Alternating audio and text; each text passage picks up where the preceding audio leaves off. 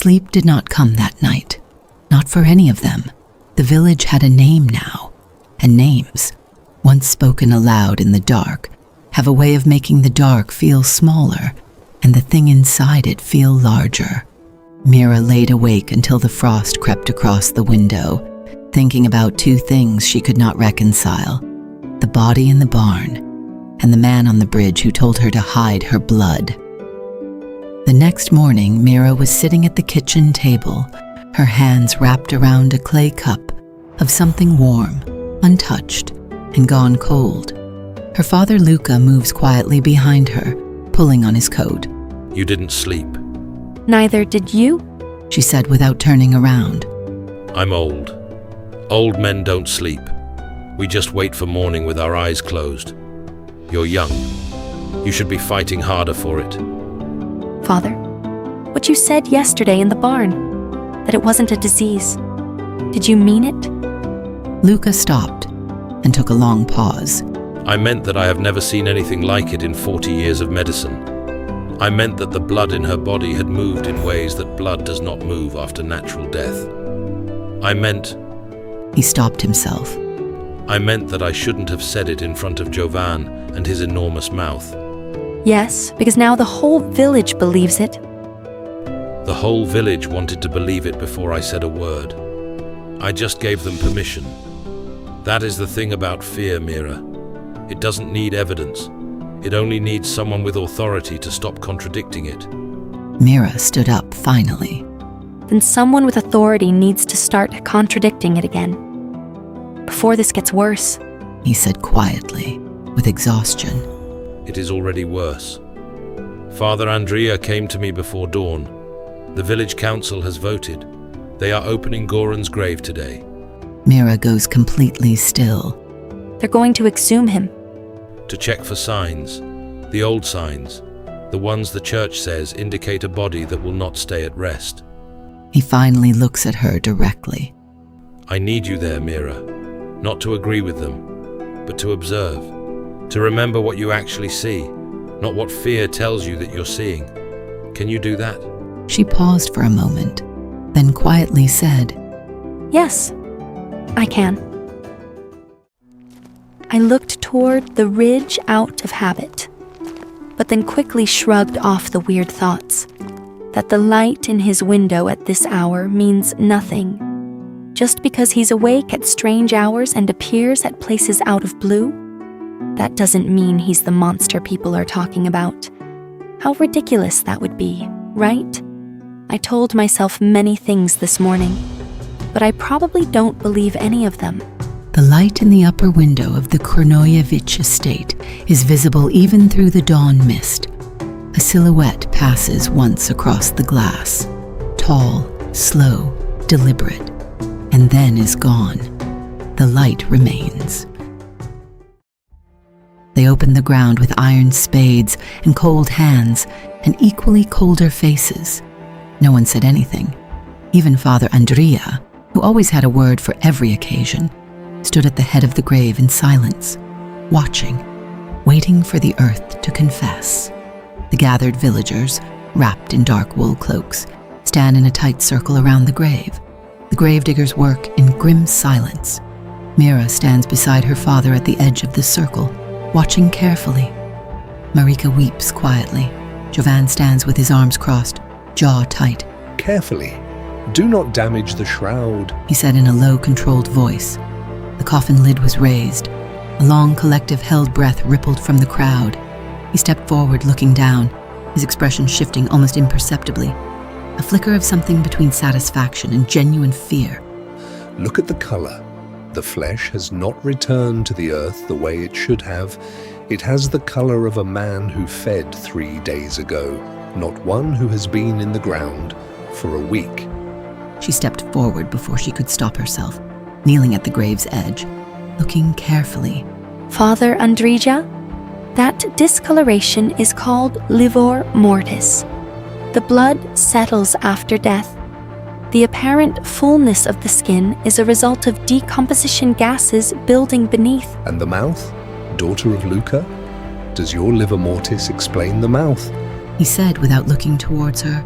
In a dangerously quiet voice, Mira looks, and for a moment, just a moment, her clinical certainty wavers. The mouth is slightly open, a thin dark stain at the lips.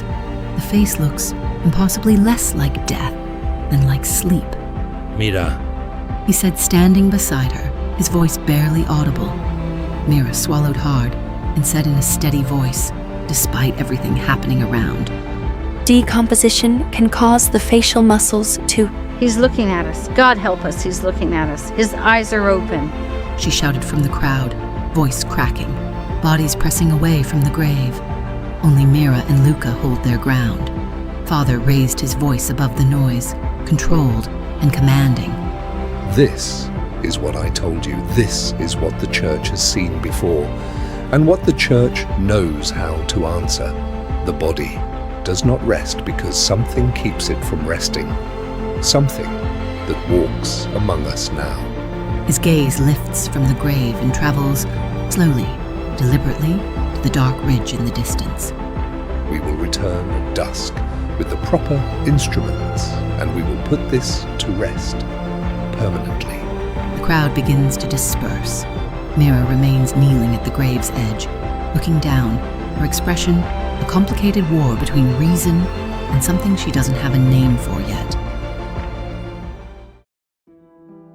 Mira was drawing water, alone for the first time all morning. The village was quieter than it should be at midday. Doors closed, shutters drawn. She works mechanically. Her mind was clearly somewhere else. When she heard footsteps on the frost and didn't feel the need to look up, Vasilia appears at the end of the lane and stopped at a respectful distance. You look like someone who's been awake before the sun. And you look like someone who was awake long before that. She said without looking up. He took a slight pause, almost caught off guard. You saw the light in my window.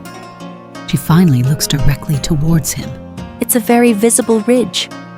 He moves closer, unhurried, hands clasped behind his back in that characteristic stillness of his that she has already begun to catalog as a specific kind of strange. So they opened the grave this morning. News travels fast when the village has nothing else to... I know what they found. Or rather, what they think they found. And what do you think they found? She was watching him carefully. A dead man in the advanced stages of natural decomposition, misread by people who are frightened enough to see what they are looking for, rather than what actually is there. He said, meeting her gaze steadily. Something in Mira loosens slightly, the relief of having someone say plainly what she has been unable to say out loud all morning. That is exactly what I tried to tell Father Andrija. How did he receive it? He asked quietly. She lets out a short, humorless breath. About as well as you'd expect a man to receive information that threatens the story he's already decided to tell. Vasilia steps closer, closer than it's strictly necessary for conversation, close enough that she has to decide whether to step back or hold her ground. And she decides to hold her ground. You are remarkably calm for someone standing in the middle of a village that has decided a monster lives on the hill above her. She looks at him directly, something sparking in her eyes. I am calm because I don't believe in monsters. What if I told you that was the most dangerous thing you could possibly believe right now? He said very quietly, his eyes holding hers. The space between them feels suddenly smaller than it was. Mira becomes aware of the specific quality of his stillness, the way he doesn't shift his weight, doesn't fidget, doesn't breathe, quite the way people breathe. She becomes aware of her own heartbeat in a way that it irritates her. Then I'll ask you, what is it that you know and I don't? He took a long pause. Something moves behind his eyes, a decision being made and unmade in the same breath. No, not here. He steps back, deliberately restoring the distance between them. Come to the estate tonight. I will show you something that might reframe what you saw at that grave in a way your medicine can actually understand. She crossed her arms. You're asking a village woman to come alone to an abandoned estate at night to meet a stranger who won't explain himself in daylight? When you say it like that, it does sound unreasonable. he said with the ghost of that rare, genuine, almost smile. It sounds completely unreasonable. And yet, I haven't said no. They look at each other for a moment that lasts exactly 1 beat too long. after the second bell, come around the east side. The main gate sticks. He said quietly. He turns and walks away without waiting for her answer. She watches him go, jaw set, pulse doing something she refuses to acknowledge. Peter was sitting on the floor near the hearth, his small piece of carved pine in his hands, but he isn't carving, he's just holding it. Mira comes in, still wearing her outdoor cloak, and stops when she sees his face. Petar, what's happened? She asked quietly, closing the door. He says without looking up. Bogdan said his father said that the vampire can take the shape of anyone in the village, that it can look exactly like a person you know, that it could be standing right next to you, and you'd never know. She sat on the floor beside him, not on the stool, on the floor, at his level. Bogdan's father is a man who has never left this valley and has spent 40 years finding ways to make everything more frightening than it needs to be. But what if he's right? What if it looks like someone we know?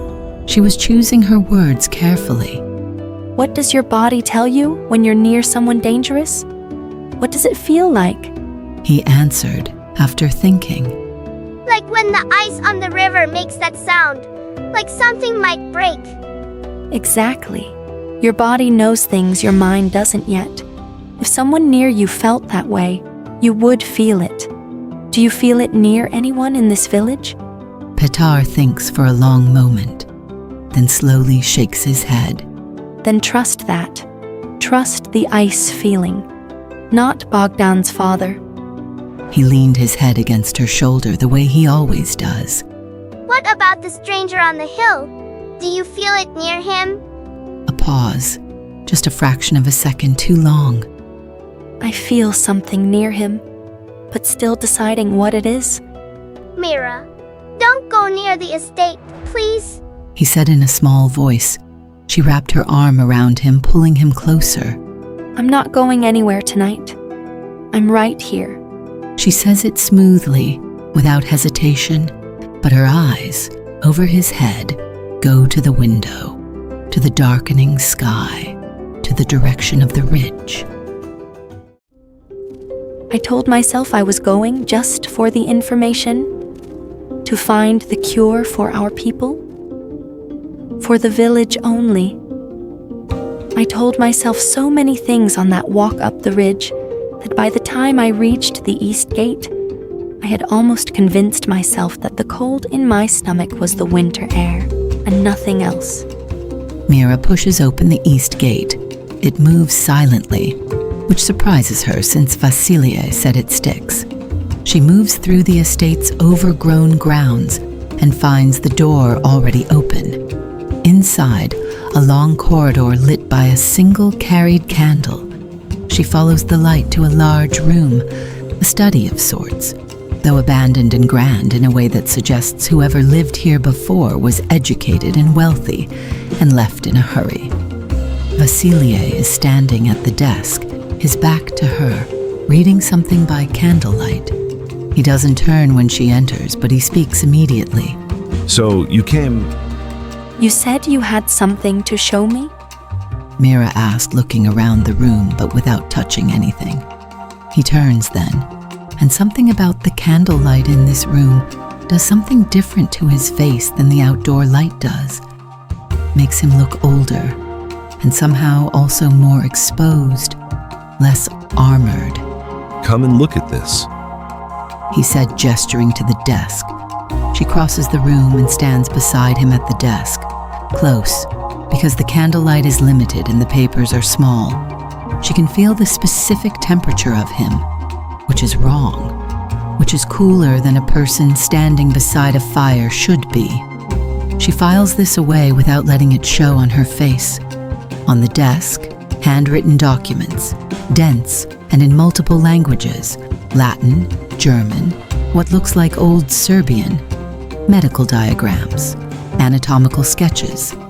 Her hand moves before she thinks about it, reaching for one of the pages. What is this? Records. From physicians who came through this region 30 years ago during the last outbreak of the panic. Not priests, physicians. Austrian military surgeons mostly. Men with no interest in the supernatural and every interest in what was actually killing the villagers. Consumption. They think it was consumption? The pallor, the wasting, the blood at the lips. One family member dies. The disease spreads to the next before they know what it is. By the time the second one dies, the village has decided the first one came back and infected them. They exhume the body, find it in early decomposition, which they mistake for signs of life, destroy the corpse. And the disease continues anyway because it was never in the corpse to begin with. It was already in the people standing around it. Yes. Complete silence. They were standing very close together over the papers, and neither of them moved to create more distance. But where did you get these? She asked without looking up from the documents. I have been collecting them for some time. I have a particular interest in how human beings explain what they cannot understand. Why? She asked, now looking up at him and finding his face much closer than she expected. For a single fleeting moment, his eyes drop, briefly, just briefly, to her mouth, then back up. Because I have spent a great deal of my life being something people cannot understand. What are you, Vasilia? Her voice dropped to match his, almost involuntarily. The candle between them gutters. His hand moves, slowly, giving her every opportunity to step back, and brushes a strand of hair from her face with a touch so light she might have imagined it. And she doesn't step back. His thumb traced the line of her jaw, barely touching her skin, the most restrained and therefore equally devastating thing he could have done. Something that has been trying very hard since the moment I came to this village to be less dangerous than I am. And are you? Less dangerous? His hand dropped, and he stepped back, jaw tight. Nearly enough. He turned away, back to the desk. Take the documents. Show them to your father. If you can build a case for contagion rather than the supernatural, you might be able to slow Andrija down before he does something the village cannot undo. Mira stands completely still for a moment, her skin still remembering the exact coordinates of where his hand was. Then she picks up the documents with steady hands. She is very good at steady hands. Vasilia? He turns. The gate didn't stick. There was a pause. No, it doesn't. She holds his gaze for one long beat. Then she goes. I came back to the village to find them already at the cemetery. Father Andrija didn't wait for full dark. I should have expected that. Men like him do not wait for permission. They create the moment and call it destiny. The exhumation ritual was in progress. Mira arrives at the cemetery gate to find the crowd already gathered, torches lit, the atmosphere thick with that particular species of collective fear that sits exactly 1 degree below violence. She pushes through to the front, and what she sees stops her. The body of Goran, already exhumed and laid out beside the grave, has been examined. There are marks on the corpse's chest where Father Andrija's men have driven a wooden implement through the sternum. The noise this produced, the release of decomposition gases making a sound sickeningly close to a human sound, has left half the crowd visibly shaken. It cried out. You all heard it. As the scripture promises, the unhallowed dead resist their final rest. It cried out because the darkness in it recognized the light. He addressed the crowd, voice carrying the controlled power of a man who has just done something irreversible and knows it. It didn't cry out. What you heard was trapped gas releasing from the body cavity. It is a documented phenomenon. It is in the Austrian medical records I have been reading tonight. it means nothing supernatural. She came pushing to the front, voice sharp and clear. The crowd turns to her. Some faces are uncertain, some are hostile, some are just very, very afraid. He turned to face her slowly. And where were you at night, daughter of Luca? Where does a young woman go after dark in a village that has a monster walking its ridge? The implication lands in the crowd like a stone in water. Mira feels the ripple. I was doing medicine, the same thing I've always done. She said quietly, holding her ground. He stepped toward her, torch in hand, voice dropping so that only the close ones can hear. Be careful, girl. In times like these, the village looks for explanations, and an unmarried woman who walks alone at night and argues with the church is a very convenient explanation. He holds her gaze for a long moment, then turns back to the crowd. Burn it. Mira watches, unable to stop it, as the torches go to the wooden stake. The crowd watches, the fire catches, and in the light of it, across the cemetery, Mira sees something that makes the breath leave her body completely. Peter, standing at the cemetery gate, alone, his face white, with the specific terror of a child who has followed his sister somewhere. He was told not to go and found something worse than he imagined. Mira starts toward him immediately, but in the crowd, in the confusion of the fire and the noise, she loses sight of him. She reaches the gate. She looks up and down the empty road. Peter is gone. Mira stands in the empty lane. Her torch throws a circle of light that the fog immediately swallows at its edges. She turns in both directions. Nothing. No footsteps in the frost. No sound. Only the orange glow of the cemetery fire behind her and the impenetrable dark of the road ahead. Then she sees it. On the frozen ground. A small woolen glove, dark blue, hand-knit, with a small unraveling thread at the cuff that she recognizes because she knit it herself last winter. She picks it up with a hand that she will not allow to shake. She looks up.